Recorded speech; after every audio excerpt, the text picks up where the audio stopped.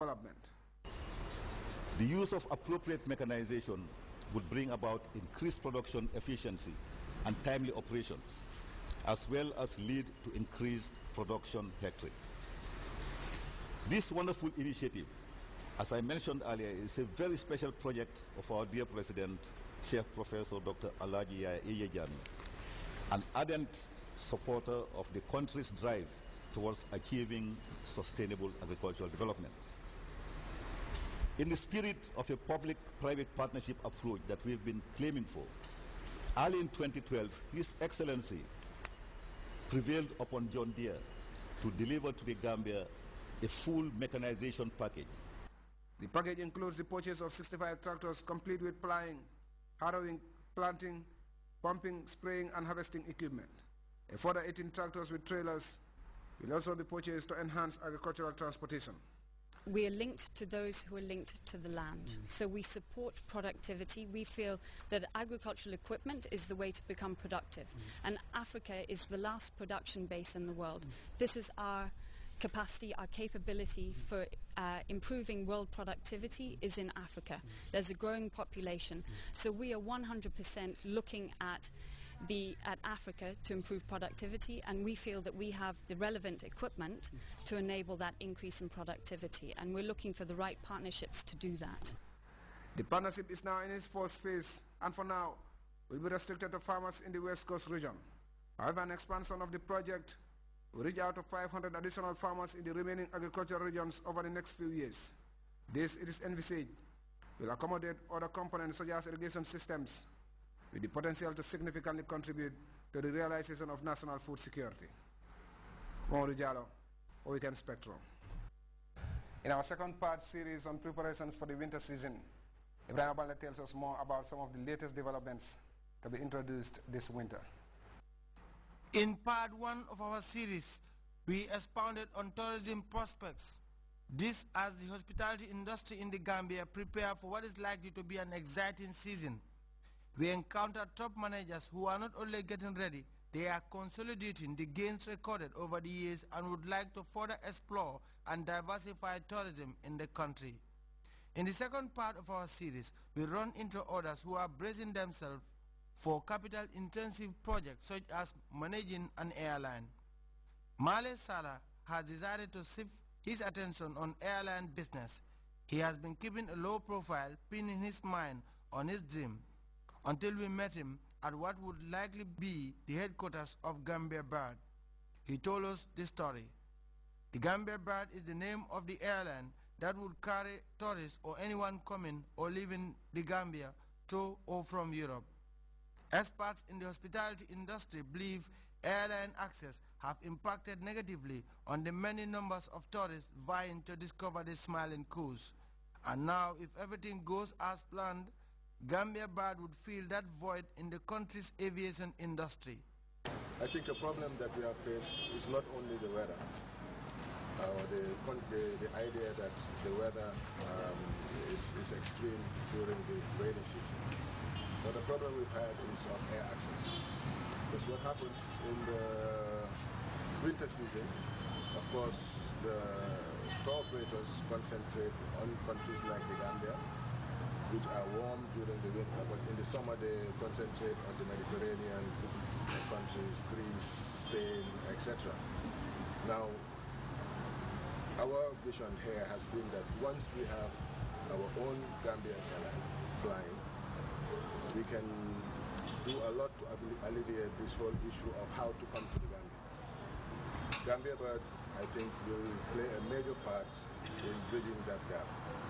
Next on our tour, we met the Director General, Gambia Tourism Board, Benjamin Roberts. Issues relating to challenges facing the industry top the agenda. The Gambia has over the years prosecuted several cases relating to undesirable practices within the hospitality industry. Roberts wanted the people to know that something is being done to stop these unhealthy practices that are against the country's laws. The other thing too is access of children or children under the age of 18 within the beach area. And I think the tourism support unit has a great stake in this because they are our partners and our collaborators, and they also have to support us in this endeavor. We have a lot of hawkering activities on the beach, and mostly who are the people that engage in such practices and activities are children, because they're the ones that you will find selling peanuts, selling ground cakes, selling all kinds of things on the beach, and they put themselves in situations where a tourist would take advantage of that. So these are some of the things that we need to control.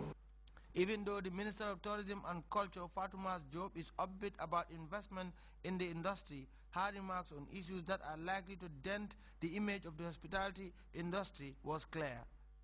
Well, for that we are taking it very seriously. We are working, the Gambia Tourism Board is working with UNICEF. We are working with the Child Protection Alliance. We're working with the Department of Social Welfare. In fact, most of the hotels, or all of them, have been certified. They conducted training with UNICEF on pedophilia, what to look out for, how to report. We are also working with the TSU. Once there is an alert, the TSU will step in and do what they have to do. So we are trying to educate also the tour operators, because they bring the tourists here. If you look at all the tour operator magazines, there's that particular warning on this pedophilia in the Gambia, because in as much as we want to boost tourism, in as much as it's a foreign exchange earner, it creates employment. We also have to make sure we protect our children.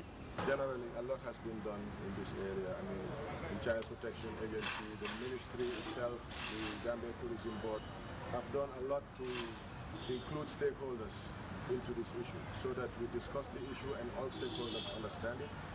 Once hotel managers understand it and make the commitment to go and speak to their staff, so that they can they can keep their eyes open and watch for things like this happening, I think the message starts to trickle down to the lowest staff in our hotel.